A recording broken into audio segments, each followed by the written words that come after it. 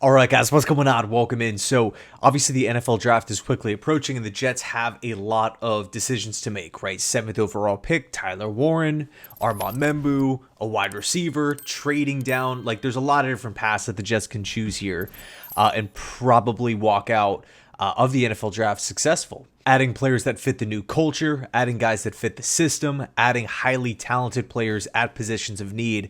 All of that stuff is completely on the table. But in this one, I wanted to actually kind of take a step back and look at Rick Spielman's past drafts because he was obviously brought in for a reason, and it's just common sense. The Jets aren't going to hire a brand new head coach in Aaron Glenn, a brand new general manager in Darren Muji.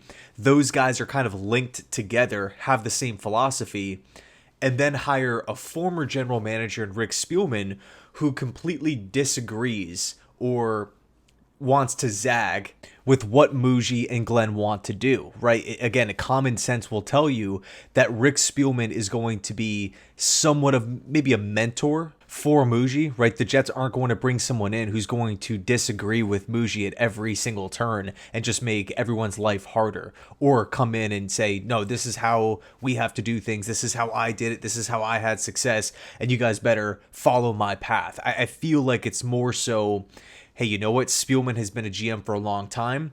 He has his way of doing things. We can take a look at specific trends throughout his past drafts. And that's, again, kind of the point of this video here. But you kind of feel like, okay, maybe Darren Muji will have a lot of the same qualities as a general manager here. So I think really the first thing that we have to take a look at is the amount of picks that Spielman had, right? I mean, he was the Vikings general manager for a long, long time, and you always kind of felt like there was an emphasis on accumulating draft picks, specifically on day 3. You always kind of felt like whether it was a trade back situation, whether it was leading up to the NFL draft, the Vikings were in the business of trying to stash away picks on day 3, more cracks of the bat, if you will. Now, of course, it's not to say that they've never traded up before, right? They actually moved up into the back end, literally the last pick in the first round, to go out and select Teddy Bridgewater later into Spielman's tenure there. But it really felt like, okay, you know what? The Vikings want a lot of picks. They want to have bigger draft classes,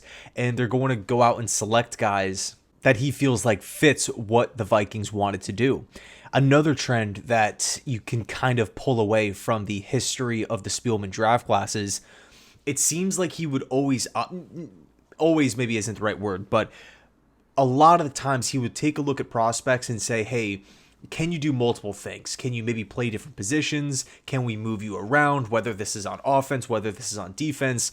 I mean, just taking a look at some of these like multi-skilled, versatile types of players, guys that just bring versatility to the table. We can talk about Cordero Patterson is another one of those types of players. You could talk about Ezra Cleveland, the tackle / guard that he had in the second round back in 2020. Dalvin Cook was, of course, that like lead back, but also someone who could catch the football as well. Mackenzie Alexander was someone who could play on the outside or the inside. Anthony Barr was a really interesting prospect at the time because, coming out of UCLA, he was more so that stand-up edge rusher, outside linebacker type. But of course, the Minnesota Vikings plugged him at inside linebacker and had, a ton of success there, but still had that versatility to kind of move around the linebacker room. So, we know that Spielman liked to accumulate picks. We know that again, I don't want to say he opted for players that brought versatility to the table, but it was definitely something that piqued his interest, and you can just tell within the within the draft classes, because if you're against it, you're not going to have that many swings at players that are maybe you can fit in a bunch of different holes or voids on the roster. And for what it's worth, Rick Spielman added some like awesome players to this Vikings roster throughout the years. I mean, some of which are Vikings legends, literally Vikings legends. Just, names that pop into my head: Adrian Peterson, Sidney Rice, Everson Griffin, Xavier Rhodes, Justin Jefferson, Kyle Rudolph, Harrison Smith, Anthony Barr, Eric Kendricks, Stephon Diggs. Of course, we have to credit Spielman for the acquisition of Adam Thielen, although he was undrafted. A lot of people maybe point to, hey, it just seemed to work out and it wasn't the general manager handpicking that player in the draft, because most of these guys have multiple undrafted free agent offers out, of the draft, for the guys that don't get picked. So it's really up to the player to find the best specific fit for them. But moving on down the list, Dalvin Cook, Brian O'Neill, for the heck of it, let's just throw Tyler Conklin into the mix. So Spielman, obviously, is whenever you can have tons of years of experience as a general manager, have a nice foundation of players that you've picked riddled throughout the NFL draft. It's not just, I'm drafting starters in the first round and that's pretty much it. No, he's found contributors, I would say, in every single round throughout the years. We know he likes to accumulate picks. We know he likes these versatile types of players.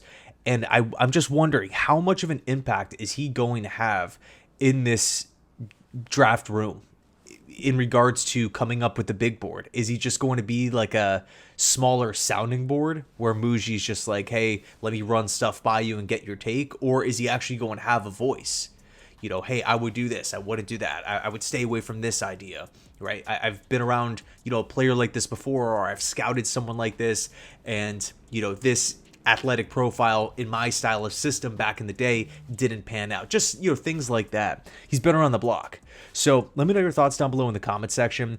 I still feel really, really, really good with the addition of Rick Spielman. I felt like that was just such an underrated acquisition, and it's something that the Jets just don't really do throughout the years, right? Like really trying to find someone with experience to actually bridge the gap. And I'm not talking about a consultant. I'm talking about like a full-time role with the Jets organization.